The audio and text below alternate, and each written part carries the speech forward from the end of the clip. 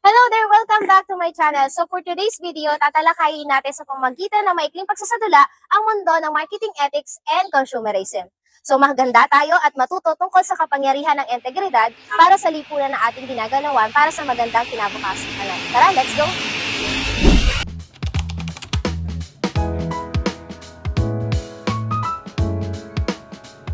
Hello guys! Ay, meron na naman tayo na bagong labas ng gifted, which is yung eyelashes natin. Meron tayong 4 shade ng lip tint and ngayon itatry natin siya kung talagang long-lasting siya. So, this one is, shade niya ay red pink.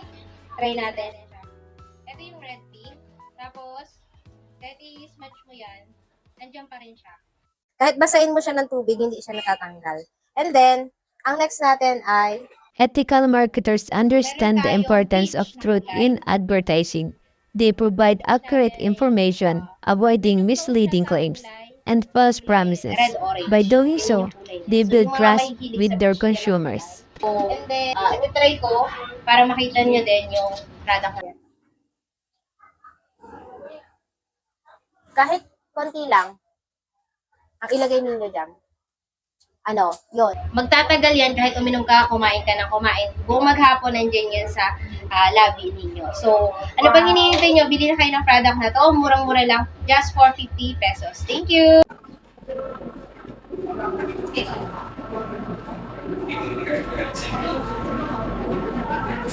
Hello po, good morning.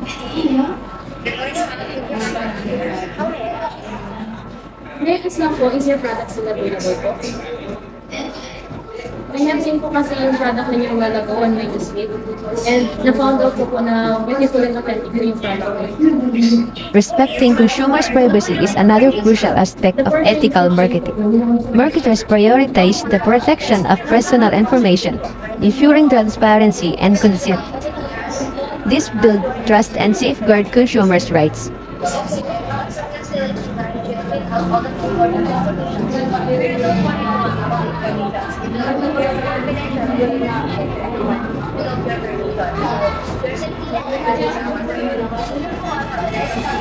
Okay, noted po. Thank you as well.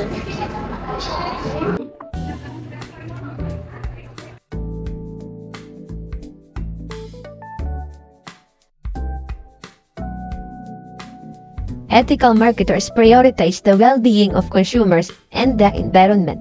They promote products that are safe, eco-friendly, and sustainable. This not only benefits consumers but also contributes to a healthier planet.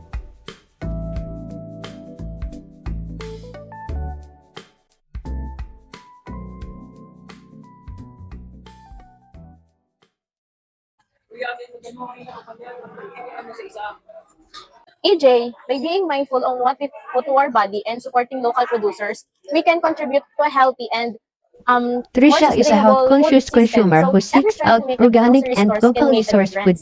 She values supporting local farmers and reducing her carbon footprints by choosing products with minimal environmental impact. Sa pagtatapos, ang Ethics in Action ay isang kampanya na nagtataguyod ng integridad at pananagutan sa lipunan sa larangan ng marketing at consumerism. Sa pamamagitan ng pagtanggap ng ethical marketing practices at paggawa ng mga responsableng pagpili ng mga mamimili, maaari tayong lumikha ng mas magandang kinabukasan para sa ating sarili at para na rin sa mga susunod na henerasyon.